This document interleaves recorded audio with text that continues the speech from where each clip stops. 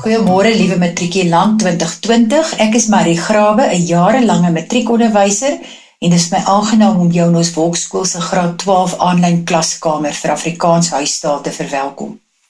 In hierdie sessie hanteer ek afdeling C van vraestel 1, 2018 en 2019 vraestelle as standaard voorbeelde. Voordat ons verder gaan, hou ek vir jou Ludwig Wittgenstein se aanhaling voor: die grense van my taal is ook die grense van my wêreld. As ek my taal inperk, dan perk ek my wêreld in. My taalwêreld waardeur ek dink en werk. Die taal wat ons op skool doen is nie 'n vak nie, dit is 'n leefwyse, want dit strek baie verder as net die Afrikaanse klaskamer.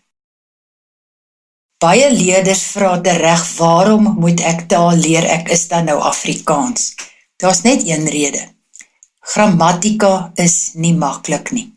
Dit is moeilik en daarom moet dit geleer word, dat 'n mens dit onder die knie kry en dat jy dit in jou leefwêreld kan toepas. Die grammatika afdeling tel weliswaar net 30 punte. Maar dit is belangrik by skryfwerk en by letterkunde. En dan in alle ander vakke, wetenskap, wiskunde, geskiedenis, lewenswetenskap, moet 'n mens verstaan wat jy lees, sodat jy dit kan beantwoord en kan toepas en kan studeer. Swak taalgebruik het 'n negatiewe invloed op elkeen van ons se ondersoek en denkvaardighede. As my taalgebruik nie opgeskerp is nie, is dit baie moeilik om navorsing te doen en denkprosesse aan die gang te sit. Dan 'n ander aspek is dat taalvermenging tot taalverarming lei. En as my taal arm is, het ek nie woordeskat om myself mee uit te druk nie en dan gryp ek na ander tale vir woorde. Grammatika ontwikkel ondersoekende en denkvaardighede en dit bevorder akademiese geletterdheid. En dit moet julle baie mooi onder die knie kry. Akademiese geletterdheid is die vermoë om logies en analities te dink en om taal op daai manier te gebruik en dan binne 'n akademiese konteks inligting te kan inwin, te prosesseer en te kan skep. Elkeen van julle is op die oomblik in 'n akademiese konteks en baie van julle gaan ook later akademiese rigtings volg. Maar dit is nie net vir akademiese rigtings nie, is enige plek waar jy inligting moet inwin. Jy moet dit verwerk en kan skep en dan is goeie taalvermoë van kardinale belang. Ek deel die grammatika vir ons in 2 kolomme en ons kyk na die taalstrukture en die konvensies wat van belang is. In die eerste plek werk ons met klankleer, want dit wat uit ons mond kom is klanke. En ons moet hulle herken en ons moet die verskillende klanke en klankverskynsels kan omskryf. Daarna kyk ons na die spelling van 'n woord, wat uiters belangrik is, en in die werkplek is dit net so belangrik om korrek te spel. En jou spelling het baie te maak met die waarde wat jy aan jouself heg, om jouself so bloot te stel as 'n persoon wat kan spel. Dan kyk ons na die morfologie, dis die bou van die woord. Nadat ons hom gespel het en sy klanke bestudeer het, kyk ons hoe dat hy gebou word en dan pas hy in 'n sin en ons praat van woordsoorte. Want 'n woord het 'n spesifieke plek binne in 'n sin en hy het 'n spesifieke werk wat hy dan binne in 'n sin uitvoer. En as ons die woordsoorte onder die knie het, is dit dan maklik om by sinsleer uit te kom en sinsleer dan onder die knie te kry. Dan kyk ons na die kreatiewe aspekte, dis woordeskat, betekenisleer, ook bekend as semantiek, en dan het ek een net bygevoeg, en dis verbindingswoorde in sinne en paragrawe, en dit is iets wat verlede jaar vir die eerste keer in 'n vraestel voorgekom het. Watter wakker akker wenke is daar om jou taalhantering op te skerp? In die eerste plek, maak van woordeboeke gebruik om jou woordeskat te verbreed.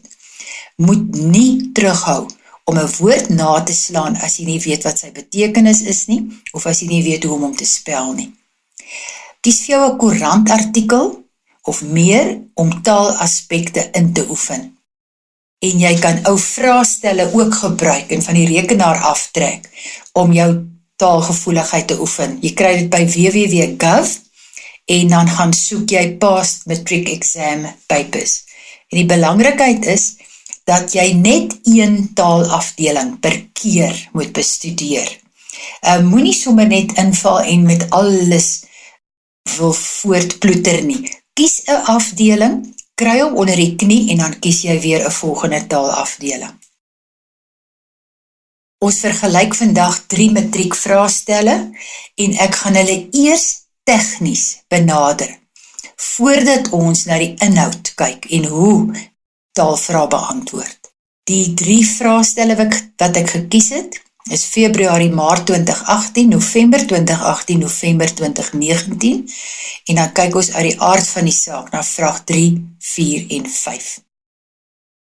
Ek gaan eers die taaldiagram wat ek uitgewerk het of opgestel het vir jou weergee, sodat jy die hele program voor jou het en daarna sal ek vir jou wys hoe dat ek die 3 vraestelle met se vrae met mekaar vergelyk het. Wanneer jy na die vraag van 'n vraestel kyk, moet jy altyd eers die opdragwoorde omkring. Want dit is uiters belangrik dat die opdrag uitgevoer word ten opsigte van 'n of ander taalvraag of 'n begrip of 'n woord wat jy moet hanteer. Dan moet jy tweedens baie gou na die puntetoekenning kyk. Moenie nalatig wees nie. Wanneer ek 'n vraag 2 punte tel, moet jy 2 sake uitvoer. Jy moet 2 aksies uitvoer. Somtyds moet jy 2 aksies uitvoer en dan gee hulle net vir jou 1 punt. So dan moet jy nie net die eerste aksie uitvoer nie, jy moet beide uitvoer om 1 punt te verdien. Daar word nie halve punte toegeken nie. En dan in hierdie sessie gaan ons net na woordsoorte, sinsleer, semantiek en visuele tekste kyk. Ek hou gou die taaldiagram voor. Voor jou het jy die taaldiagram, taalstrukture en taalkonvensies. Dit is baie belangrik om 'n oorkoepelende idee en 'n indruk te hê van presies wat jy vir die einde van die jaar moet voorberei vir die taalafdeling. My voorstel is dat jy sal afmerk wat jy reeds ken. Ek sien sommer hier voor my direkte, indirekte rede, ontkenning en so aan. En dat jy dan na die ander aspekte toe gaan waaroor jy bietjie onseker voel om dit in te skerp. En toets jouself voortdurend. As jy doodseker is, jy weet wat 'n anglisisme is, dan werk jy hom af as iets wat jy reeds onder die knie het. Ek verwys jou byvoorbeeld na woordeskat, nommer 7, daar staan 'n malapropisme, 'n taalflater, weet jy wat dit is? Moet nooit dink dit is net 1 punt nie, dis elke bietjie wat tel. Daai 1 punt kan veroorsaak dat jy 'n beter simbool aan die einde van die jaar kry. Toets jouself voortdurend op alle terreine en op wat jy moet voorberei vir die eksamen. Ek verwys jou na betekenisleer nommer 7 en dan sy punt 12, kritiese taalbewustheid. Maak doodseker dat jy alle aspekte van kritiese taalbewustheid ken. Dit word al meer en meer in die vraestelle gevra en dit het verlede jaar baie duidelik voorgekom in die taalvraestel. Weet jy byvoorbeeld wat stereotypering is? 'n partydige mening oor iets of iemand. Wat dit beteken om as iets geïmpliseer word, dis 'n boodskap wat indirek oorgedra word. Skerp daai goedjies maar definitief mooi op. Dan wil ek vir jou net daarop wys dat daar vrae voorgekom het wat nie op hierdie taaldiagram verskyn nie. Byvoorbeeld, vrae oor die visuele aspek in die leesbegrip afdeling, as ook die teikenleser, wat mens ook normaalweg by die leesbegrip afdeling kry. Die vraag mag in hierdie afdeling gevra word en maak dan seker dat jy presies weet hoe om dit te hanteer. Ek wil hê jy moet mooi na die hele diagram kyk en spesifiek na die inhoud by nommer 4 woordsoorte, by nommer 5 sinsleer en by nommer 7 betekenisleer. Die afgelope 3 jaar het die meeste vrae uit daai 3 afdelings gekom. En die vrae gaan tel, en daar was 23 uit daai 3 vraestelle, 23 vrae oor die woordsoorte, 15 vrae oor betekenisleer en 11 vrae oor sinsleer.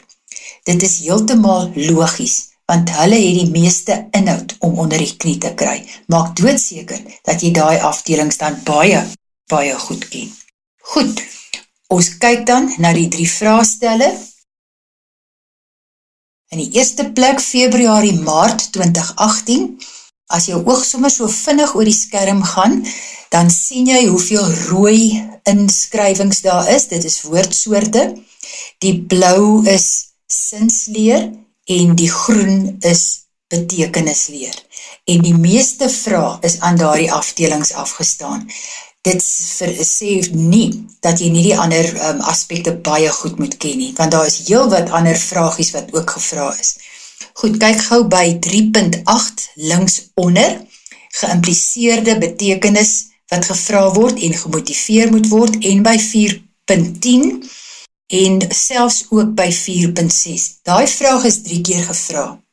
As jy hom nie onder die knie gehad het nie, dan het jy 3 punte verloor. Daar word niks voorgeskryf aan 'n eksaminator dat hy nie iets weer en weer mag vra nie. Jy moet sorg dat jy goed voorbereid is. Goed, op die volgende bladsy. Dit is dan November 2018, dieselfde patroon ten opsigte van daai 3 afdelings woordsoorte, betekenisleer en sinsleer. Ek verwys jou weer op 3.8 en 3.9, vra oor die visuele tekens wat in 'n advertensie voorgekom het en jy moet daaraan aandag gee.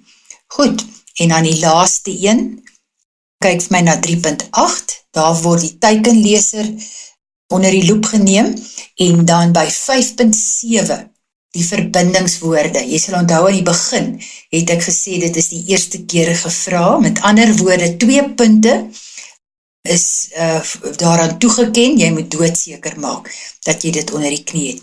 Kyk gou vir my, ek het oral by die nommertjies, blokkies, geel blokkies om van die nommertjies getrek. Dis daai vraag wat ek nou in die res van die lesing gaan hanteer, en ons gaan bietjie noukeuriger daarna kyk.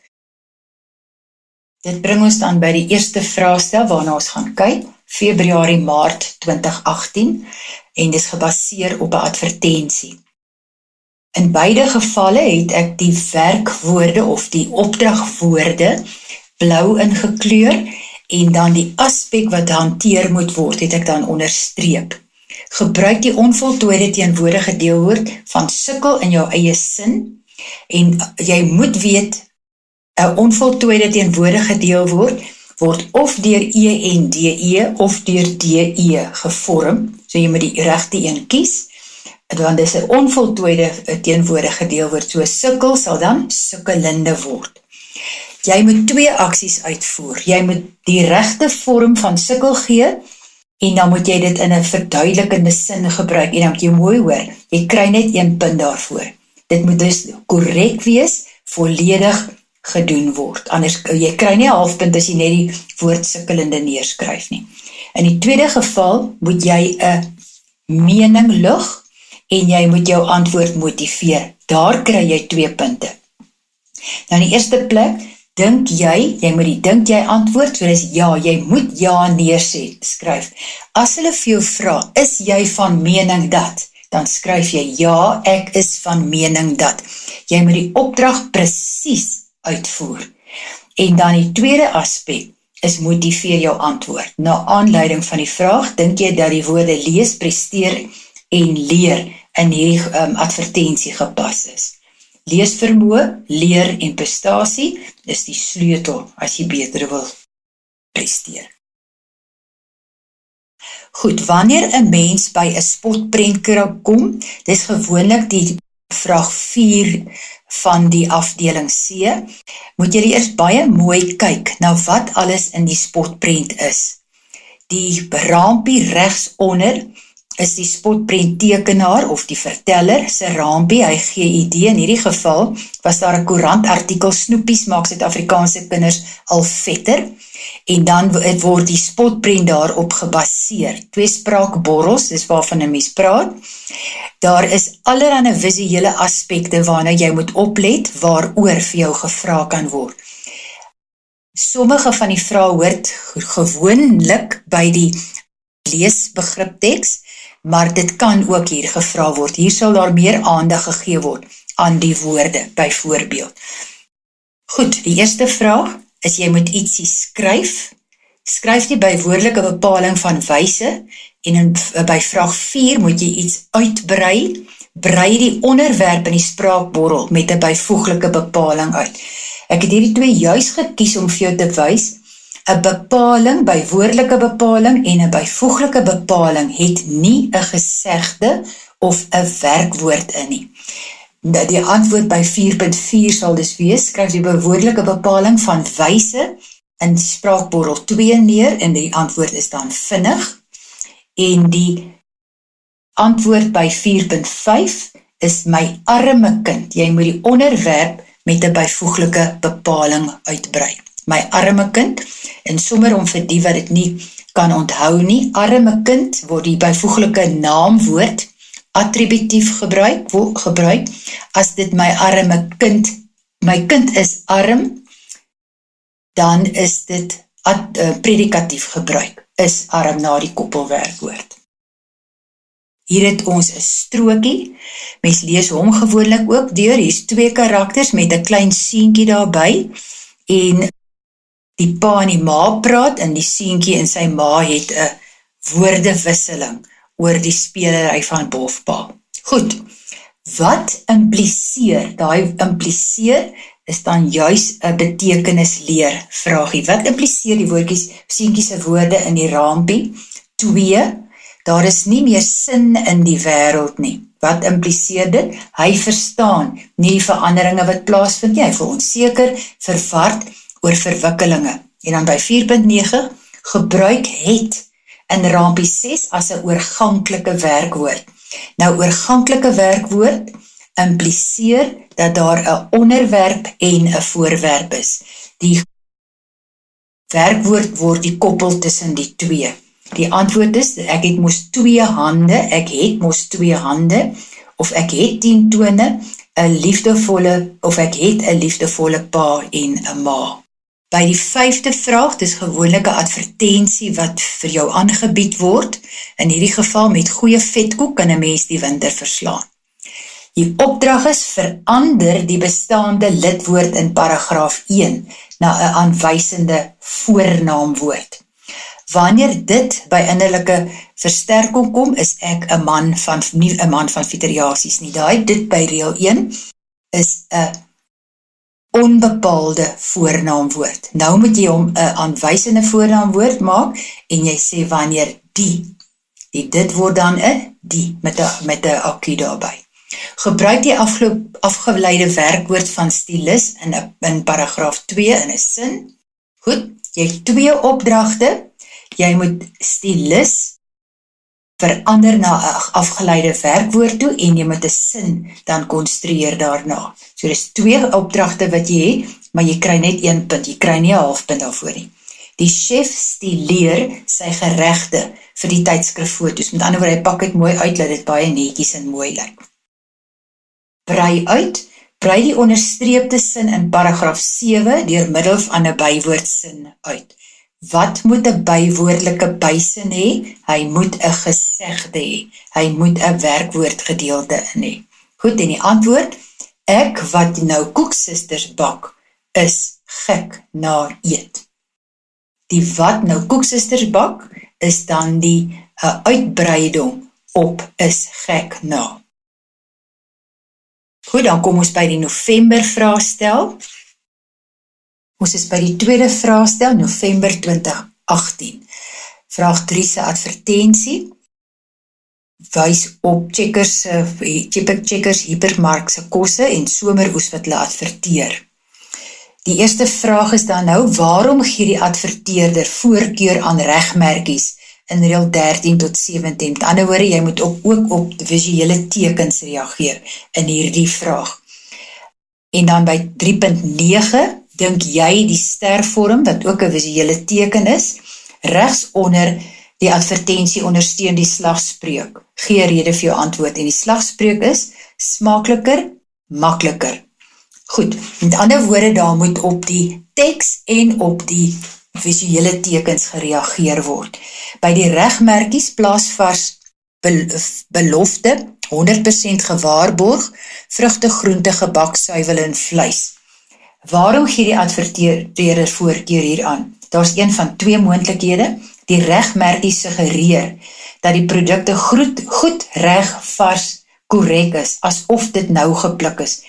Of jy kan sê dit is deel van die adverteerder se oorredingstaktiek om kopers te beïnvloed. Jy kry net 1 punt en jy moes 1 opdrag uitvoer. Teenoor 3.9, waar jy 2 opdragte moet uitvoer, ook net vir 1 punt. Dink jy die stervorm regs onder die advertensies ondersteun die slagspreuk, en die slagspreuk is smaakliker, makliker, en dan moet jy 'n rede gee vir jou antwoord. Jy moet sê ja of nee. Indien jy ja gesê het, sal jou rede moontlik wees. Die stervorm suggereer Checkers verdien 'n toekenning of dat Checkers kwaliteit aanbied aan sy klante. Indien jy nee sê, dan is jou antwoord moontlik. Die stervorm dui net die prys aan, niks meer nie. Jy kry 1 punt vir 2 opdragte.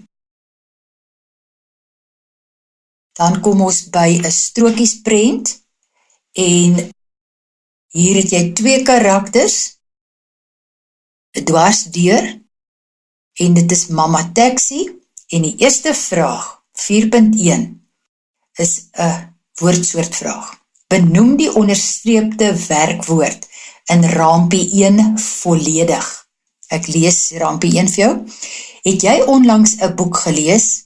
Ja, een wat ek nie kan neersit nie. In jou werkwoord wat jy volledig moet benoem is die woordjie kan. En dan is dit 'n hulpwerkwoord van modaliteit of van wyse, of jy kan ook praat van 'n modale hulpwerkwoord. Ek kan dit nie neersit nie. Goed, 4.5 is weer 'n visuele teks aspek wat jy moet hanteer.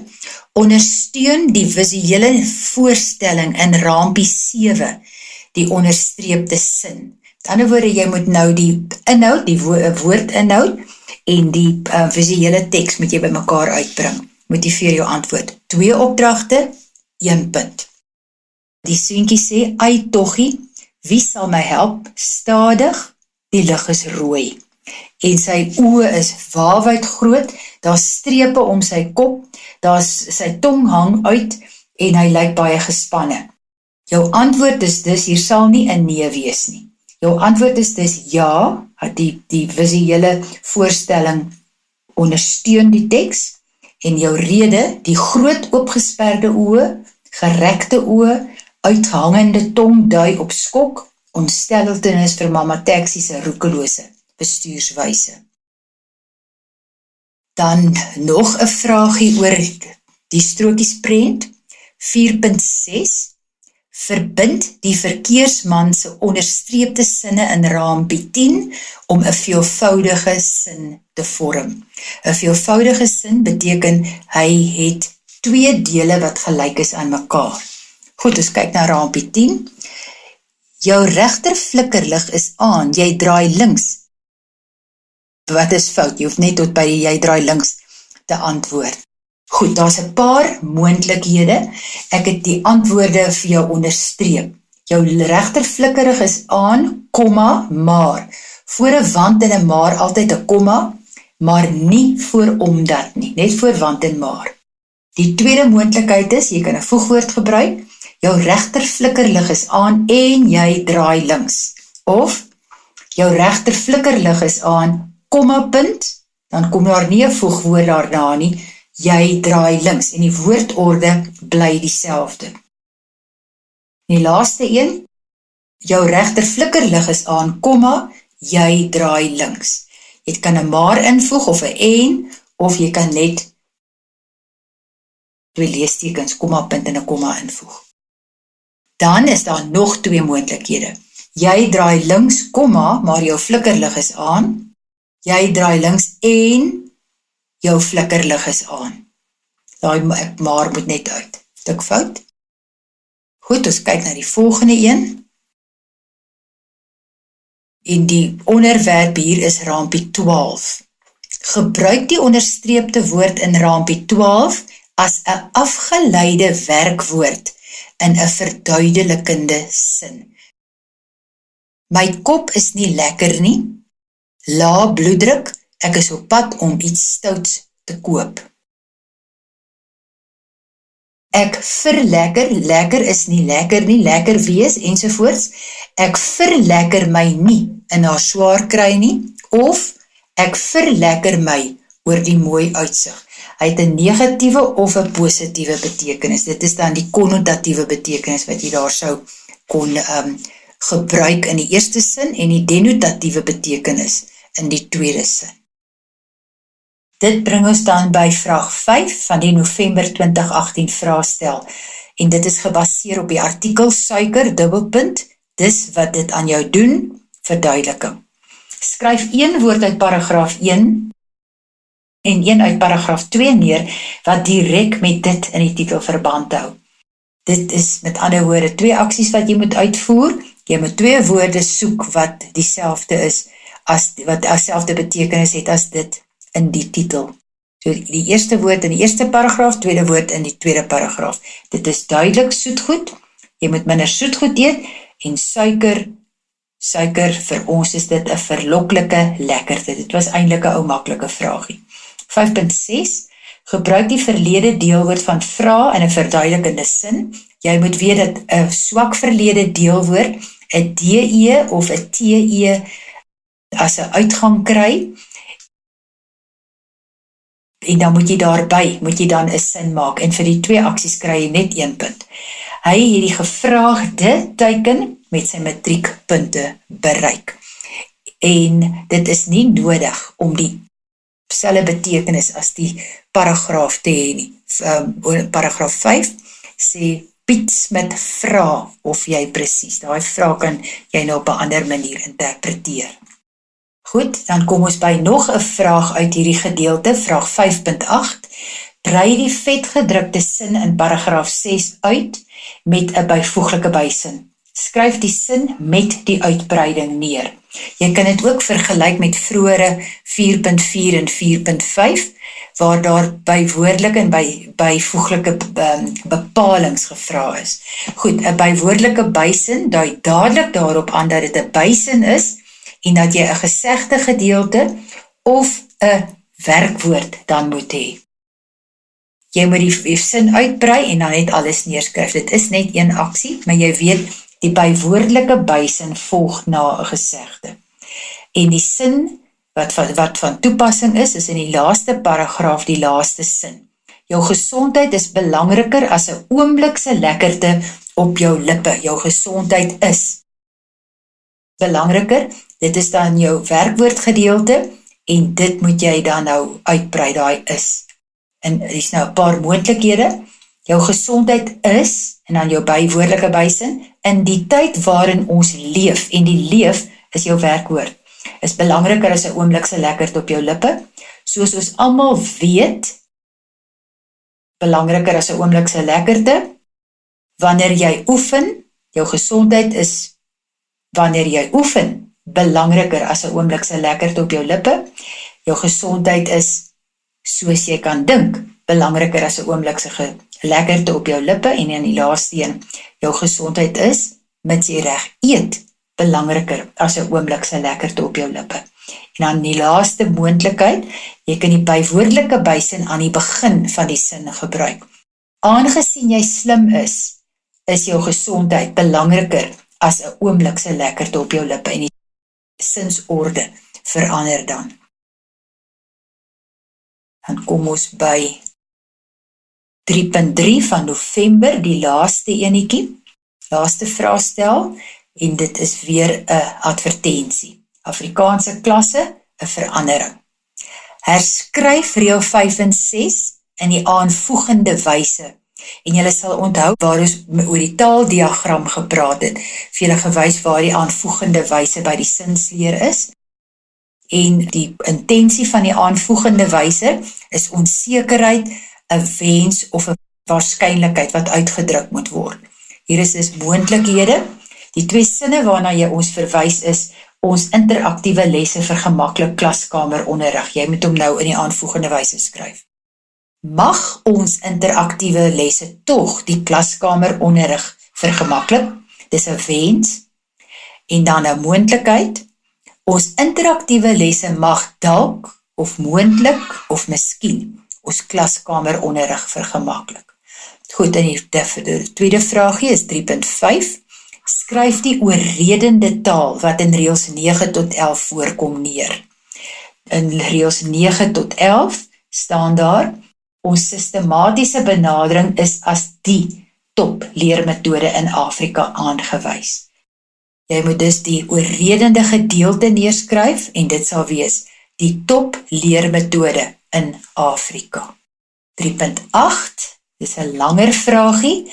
'n Mens noem dit 'n stapelvraag en jy moet die volgorde van hierdie vraag bly behou. Die vraag is, adverteerders fokus op 'n spesifieke teikenleser. Wie is die teikenleser wat die adverteerder met hierdie advertensie wil bereik? Dis jou eerste vraag en jou eerste opdrag. Tweedens, slaag die advertensie daarin om die teikenleser te oortuig om te reageer? En dan die derde enetjie is opdrag, motiveer jou antwoord. Goed, die eerste opdrag is dus, wie is die teikenleser? Die teikenleser is in hierdie geval enige huistaalleerder van graad 4 tot graad 12. Die tweede een, slaag die advertensie daarin om die teikenleser te oortuig om te reageer. Indien jy ja kies, moet jy eers sê ja. So die tweede puntjie is ja, en die derde punt is dan die motivering. Die teikenleser word as jy en jou aangespreek, oortuigende taal, vetgedruk, kortsinne, 5 jaar se bestaan word gebruik. Daar's al die redes waarom 'n mens sou dink dat die leser oortuig word. Indien jy nee sê, dan bly punt 1 nog steeds. Die teikenleser is enige huistaalleerder van graad 4 tot graad 12. Nou is jou tweede puntjie, jy sê nou nee, en die derde enetjie is, die foto's in die advertensie is net oor laerskoolkinders. Dit met ander woorde, ek gaan nie vir 'n hoërskoolkind oortuig nie. Mees spesifieke voorbeelde van sukses behoort genoem te word. En daar sal waarskynlik ook ander moontlikhede wees. 2 punte vir 3 aksies wat jy moet uitvoer, maar jy moet hulle in die korrekte volgorde dan ook uitvoer.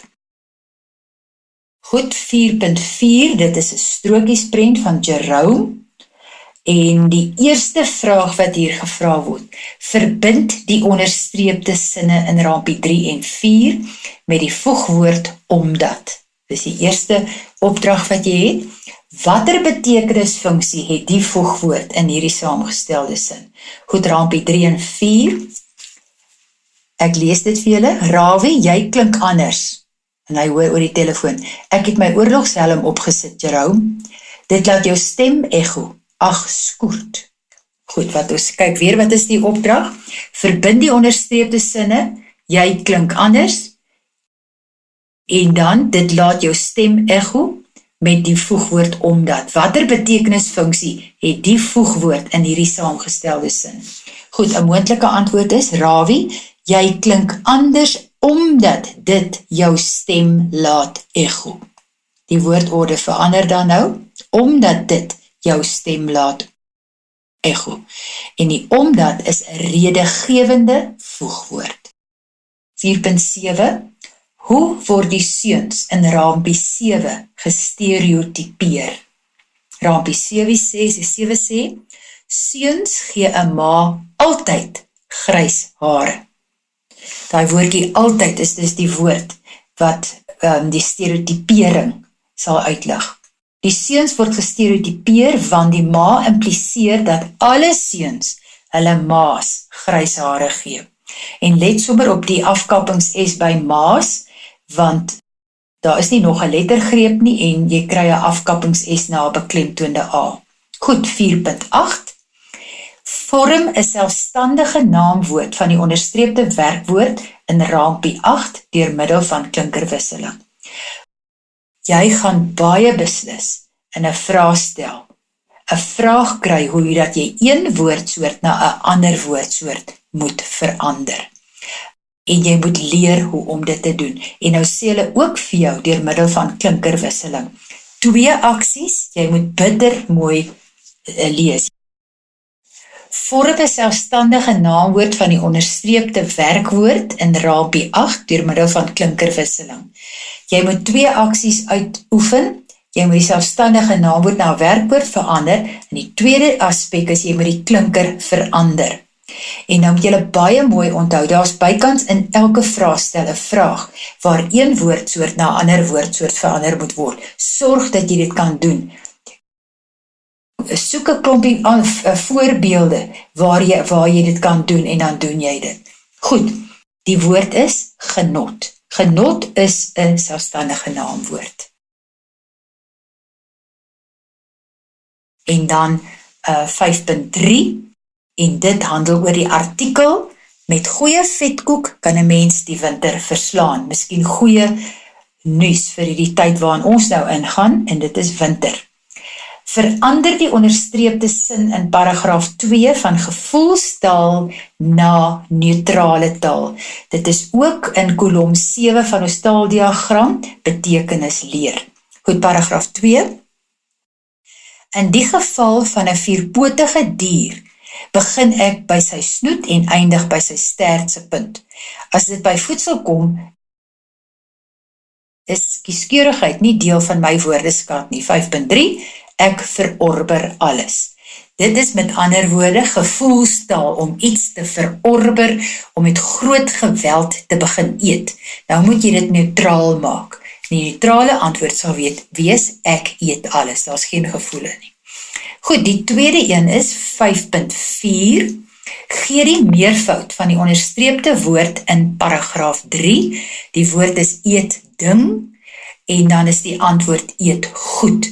En hier is 'n vangplekkie met eet ding, wat eet goed word, dat 'n mens sommer sonder om te konsentreer sal sê eet dinge.